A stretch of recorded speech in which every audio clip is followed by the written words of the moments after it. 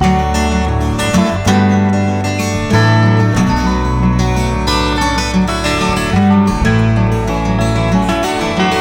Hello नमस्कार, मी भाग्यश्री आणखी एका नवीन ब्लॉगमध्ये तुमचं मनापासून स्वागत करते. कसे आहात तुम्ही सर्वजण? मी आशा करते की तुम्ही सर्वजण मस्ताने मिळत असाल. तर हरियाणाकडच्या साईडला कसे म्हणजे लाडू बनवतात ना डिंकाचे, ते मी आज तुम्हाला दाखवणार आहे. तर हे घेतलेलं आहे खांड मी. तर त्याच्यातलं ना गोडीनुसार वापरणार आहे. देसी खांड म्हणून इकडं भेटतं. म्हणजे आपली जी देवाला आपण ठेवतो ना खडी साखर, तर त्याचा भुगा असतो. तर ती म्हणजे आपल्या त्या दुसऱ्या साखरेपेक्षाही खाल्लेली चांगली असते, त्याच्यामुळं मग मी ती घेतलेली आहे. त्याचबरोबर इकडं मखाने घेतलेले आहेत, बदाम घेतलेले आहेत आणि काजू घेतलेले आहेत आणि आपला डिंक घेतलेला आहे. तर आता कढईमध्ये पहिल्यांदा तेल म्हणजे तूप टाकून घेतलं मी आणि तूप चांगलं वितळलं की त्याच्यामध्ये आता एक प्लेट आहे ना गव्हाचं पीठ टाकून घेणार आहे.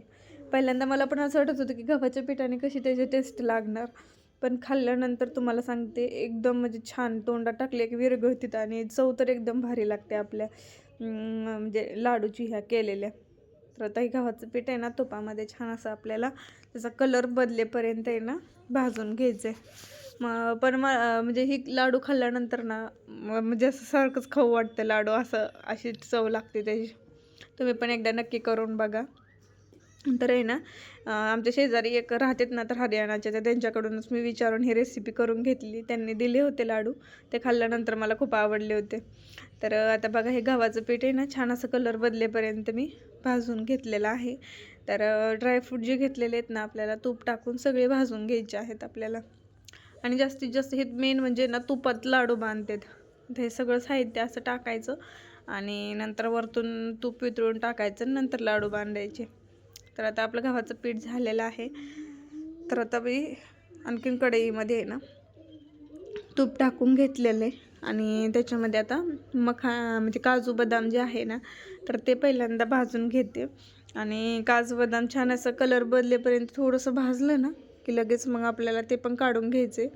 आणि हे जे खांड आहे ना तर ते चवीनुसार मी घालणार आहे की कितपत गोड आपल्याला हवे त्यानुसार. तर मी थोडंसंच गोड करणार होते, जास्त गोड नव्हते करणार लाडू, त्याच्यामुळं मग मी आता पहिल्यांदा तर एक प्लेट आहे ना गव्हाचं पीठ घेतलेलं आहे.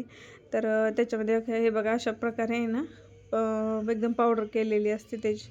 तर मला जेवढं हवं म्हणजे जेवढं वाटतंय ना तर तेवढी मी खांड घालून घेतले त्याच्यामध्ये. म्हणजे गोडीसाठी हे वापरलं जातं मेन म्हणजे.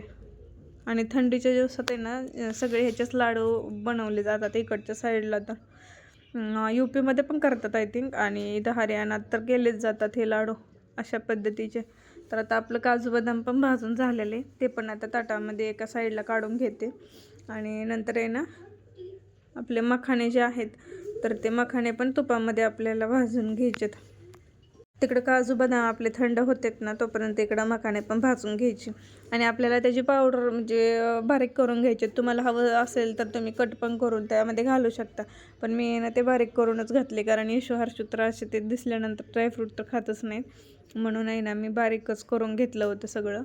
तर काजू आणि बदाम जे आहेत तर ते भाजलेले ठेवलेत मी आता प्लेटमध्ये काढून. आणि इकडं मखाने पण आपले भाजलेले आहेत. तर छान असं तर मखाने पण आहे ना काढून घेते मी.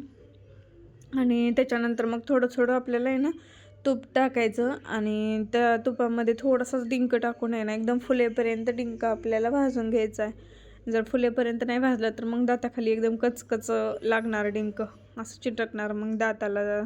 त्याच्यामुळे आहे ना तूप घेतलं आणि त्याच्यामध्ये थोडंसंच डिंक आधी टाकून घेतलेलं आहे मी आणि चांगला फुलेपर्यंत भाजून घ्यायचा. अशा पद्धतीने सगळा जो डिंक आहे तर तो मी भाजून घेतलेलं आहे. आपले हे आता थंड झालेले काजू बदाम आणि मखाणे पण आपले थंड झालेले तिकडं. तर हे एवढेच ड्रायफ्रूट घेतलेले आहेत मी. दुसरं पण तुम्हाला हवं असेल तर पिस्ता घालू शकता.